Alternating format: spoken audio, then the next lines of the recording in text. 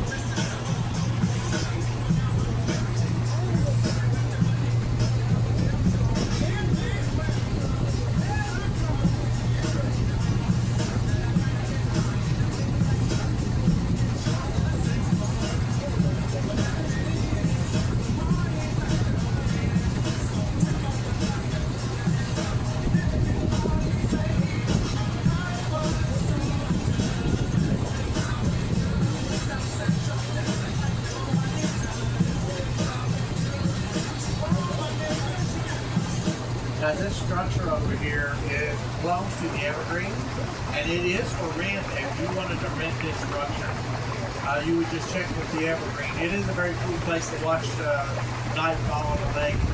Lake is very beautiful out here. The kind of light just shimmers across the lake. Very cool place to spend the evening. We do have a public boat dock and boat launch up here, off to the right of the boat up ahead. You can bring your own kayak, paddleboard, or canoe. You can bring a boat with a motor as long as the motor is 10 horsepower or less.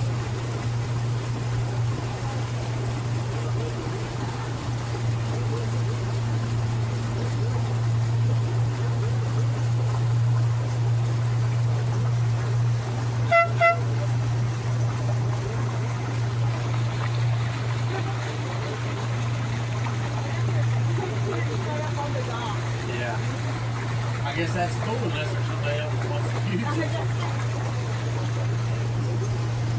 Guys, this structure right here ahead of us is a Category 1 dam. This is why we have water in the lake today. This project was built in 1965. It took 7 months to build. It finished about 6 weeks ahead of schedule. The bridge over there is the spillway. Because of this structure, over the last 20 years, we haven't had a fluctuation of more than 5 inches in the water. It can rain a lot. It'll all go out down the spillway into a stream and out into Chattahoochee. If it doesn't rain for a month, we got streams on this end of the lake that will bring water in and keep the water level where they need to be.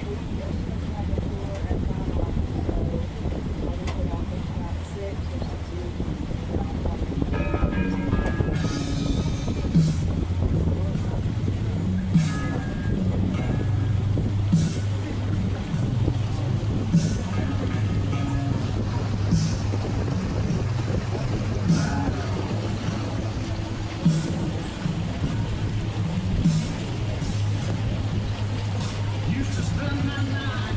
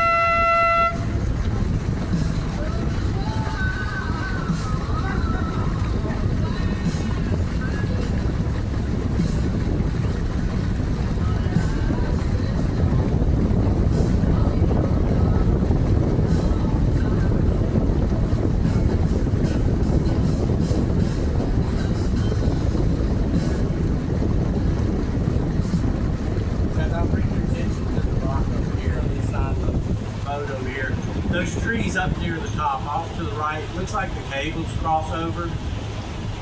Back in 1928, there was an airplane that used to run mail. They started in 1928. The first week, a pilot by the name of Kittle, Johnny Kittle, put his mail bag on the plane, took off from Atlanta, come flying through here, and he had no idea there was a mountain there. It got so foggy he could not see the mountain. He didn't know it was there. Slammed his plane into the side of the mountain about right where those trees are. Not only did he survive that crash, he got out of that wreckage, gathered up the mail, he carried it down the backside of the mountain and got a ride back to Atlanta. That mail made its original destination in New York City. Talk about postal dedication, rain, snow, sleet, hail, you could add a plane crash to it. The same pilot, 2 years later, crashed and survived again. This guy ended up having 4 plane crashes in his career. He died at the age of 28. But it was the 4th one that killed him. I don't know why he was still flying a plane after the first 3. Don't know who let him fly a plane. But that is a true story. You can Google Johnny Kittle, plane crash, Stone Mountain. This island is known as Goat Island right here, simply because when this was farmland and pasture land, they started building the lake. There's a bunch of animals down here grazing, and the goats had to start going to taller and taller ground as the water got higher and higher. And they eventually, after a few weeks, rescued the goats off the island. So that again was a happy ending. All the goats got taken into another farm or pasture land somewhere else.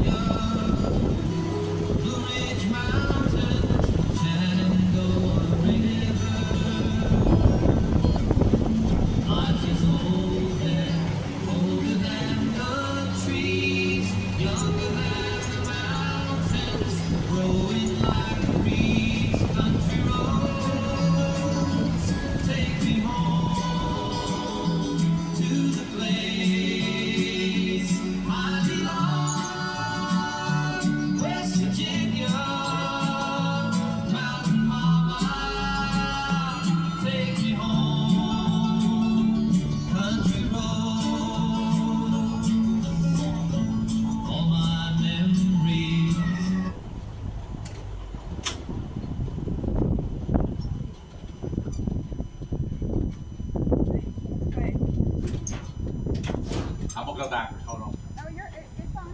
I got you. Come on.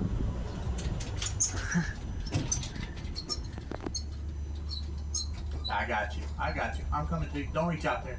I got it. Don't reach out there.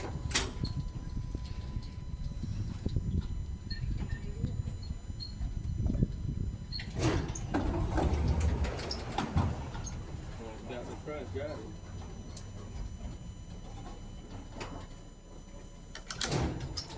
Don't bump in that road tightened up, guys. Look at the railing laying over. And it'll bump again when this road tightens up. Everybody just hang on and stay seated.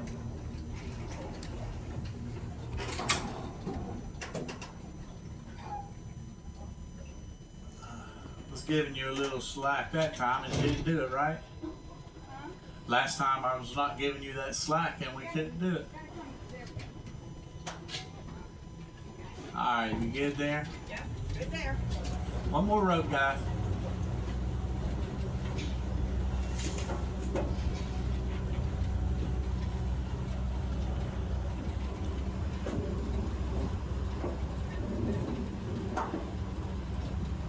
Alright, everybody, it is probably safe. Go ahead and take those off. Just lay them in the seat. You guys are good to get up and about. Just watch